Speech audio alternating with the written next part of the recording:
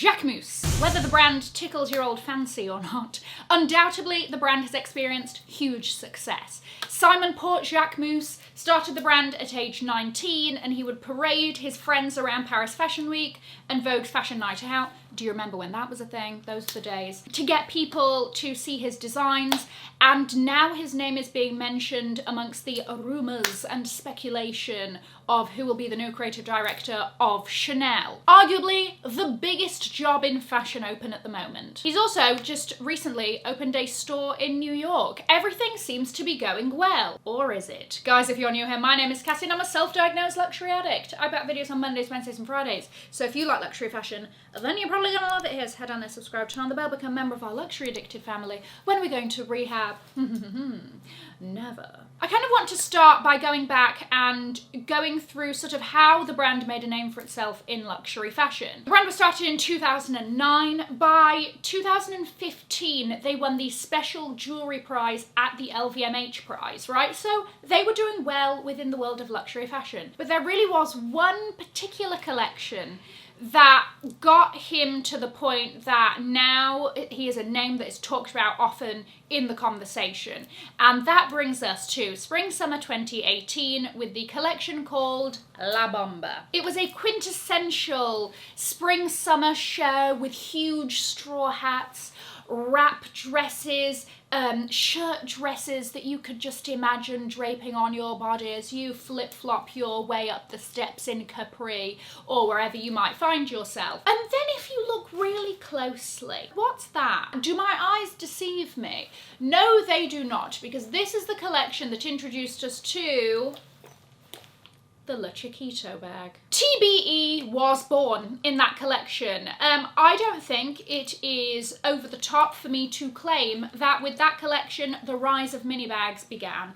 And depending on who you ask, is still very much in full force today. If you ask me as a firm advocate for TBE tiny bag energy, it's still very much in play. But we really have Spring/Summer 2018 to thank for that. This was a bag that came out of nowhere and earned itself a certain amount of notoriety. The conversations of what can you fit inside, the memes of it. It was this ridiculously small, for the time, bag that really took fashion by storm.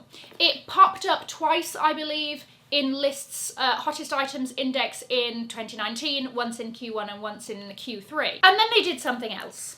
And for fall/winter 2019, they made it even smaller. And if you had a magnifying glass or a microscope, you might be able to zoom in closely enough to see that the models were in fact carrying the Le Petit Chiquito. And it was the leaning into it of, okay, we already got everybody talking about this and how ridiculous this was. Let me really show you something ridiculous. And I think that this sort of captures the brand very well because they don't take themselves too seriously.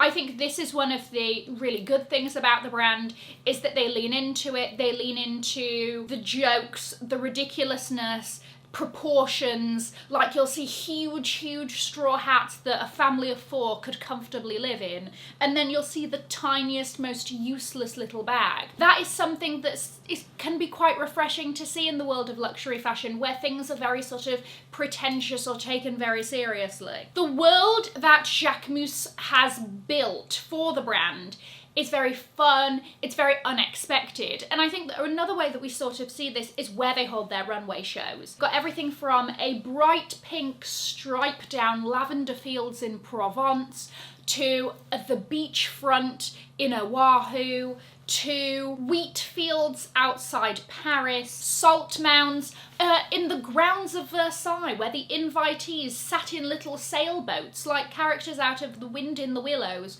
watching the models, you know, come down in all of their, you know, finery.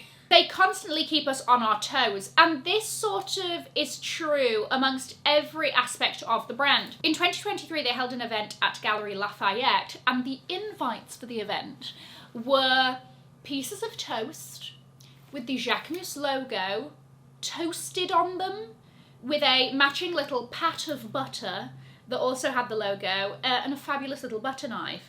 That's the way I wish to be invited to things. For another invite, they did Jacquemus pasta. So it was like the alphabet pasta, but chic. Between 2021 and 2022, they did a range of pop-ups across European cities called 2424.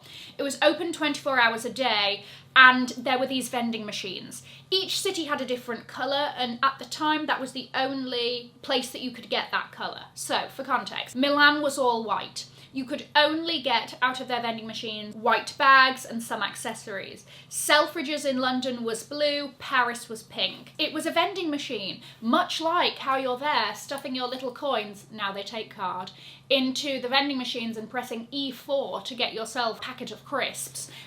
You could do the same for a bag that was like, you know, 500, 700 pounds, a hat that was 180. It gave this sort of very whimsical, very fun slant on luxury fashion. And actually a quote that, this came from an Instagram story at the time, posted on Jacquemus, and it said, "It's not just about buying, it's also an experience, a concept. The idea is to break the frontiers in the world of luxury. We want you to come in, feel welcome, and have a great experience no matter what you do inside. You can even just pass by and take a photo. This is Jacquemus." I think that captures the brand perfectly as to what they're trying to do, which is through not taking themselves too seriously, through this sort of very tongue-in-cheek angle, they try to make their brand very accessible within the world of luxury, where it can be intimidating to go into some stores and you're not sure what sort of service you're going to get, and are they going to look me up and down and blah blah blah. So it's trying to make themselves more accessible, which also comes with its difficulties that we're going to get to. But in general, in pricing, you can definitely say that they do that as well. Have their prices gone up over the last few years? Yes, as has everybody else's. But within the realms of luxury, their pricing, especially for leather goods, small leather goods, accessories,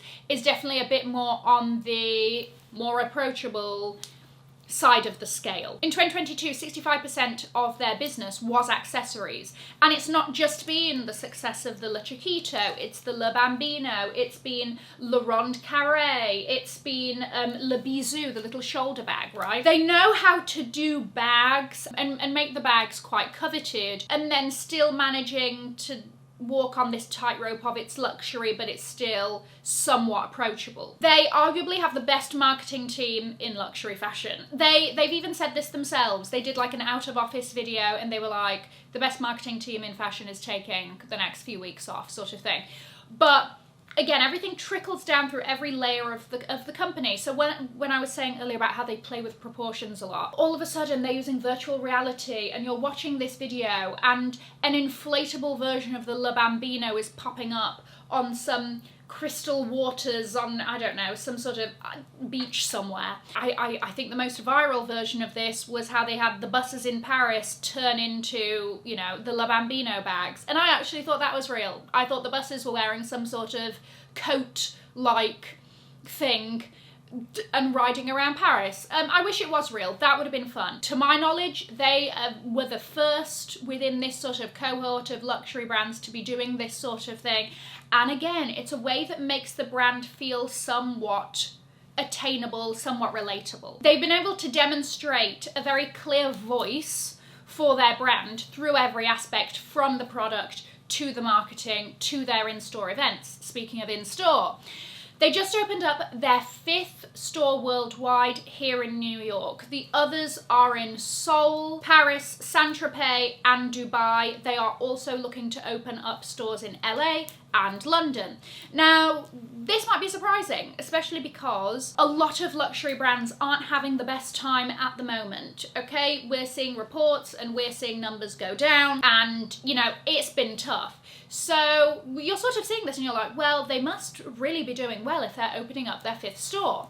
Well, as it turns out, bear in mind that Jacquemus has always been an independent brand. There've been lots of rumours of all conglomerates wanting to buy them, and Simon Port himself is very much like, this is my thing, and he's been very sort of staunchly independent. However, Miss Tweed seemed to have a bit of inside scoop, and they've basically stated in a post that online sales have dropped and a lot of their business is online, and turnover this year is expected to go down by 15 to 20%. That's not a small number. Not all that glitters is gold, in fact, and they're looking for a minority investor to help put up the money so that they can open the stores and all of that. Clearly they have a lot of faith in the in-store experience. It's something that a lot of brands are doing more and more. If you look at a brand like Miu Miu, they're doing a lot of these like pop-ups and in-store events all over the world. So don't be surprised if this is something that you see across a load of brands. But something really threw me recently, and that is the fact that you can buy Jacquemus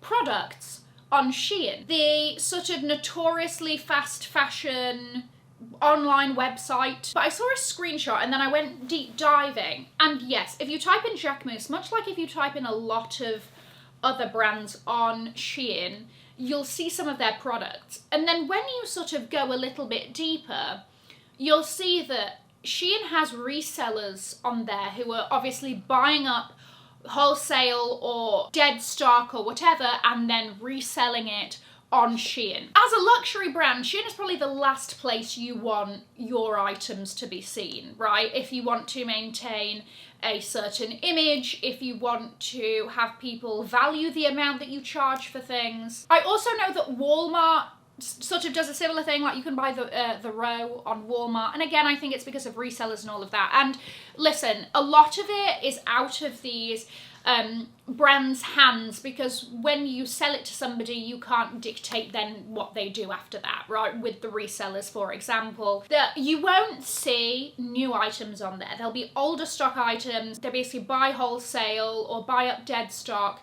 and then go and resell at a discounted price across the internet. I mean, there's even a Jacquemus, allegedly, bucket hat on there for $8. I don't think that that's in any way real, because I did see that logo seemed a bit off in some places, but it basically leans into a wider conversation about wholesale, about diluting the brand image. Something with Jacquemus is that what tends to happen when you walk this very fine line between approachability and luxury is, how do you still maintain people valuing that item as a luxury item? Quality is a sort of separate issue to this, but a reason why Off-White sort of started going downhill was they were producing a lot of inventory, they weren't able to shift it, having to discount it across the internet, and it devalues the brand. That led to Net-a-Porter pulling out of stocking Off-White. I feel like there was also, I think also My Teresa pulled out of stocking Off-White as well. And this is what happens if you're not careful. I know that even Saint Laurent is pulling out of wholesale a bit and really minimizing the amount that they do, again, to maintain that brand image. The world of luxury fashion is incredibly competitive and everybody is, you know, vying for your money. I think that the essence of the brand and what they're trying to do is very unique and is special, you know? I love the fact that you can bring fun and this sort of unseriousness to a very serious industry. But how do you maintain that in a way that means that people value it, basically, and so you don't eventually get left by the wayside? Because that's really the way that it could go.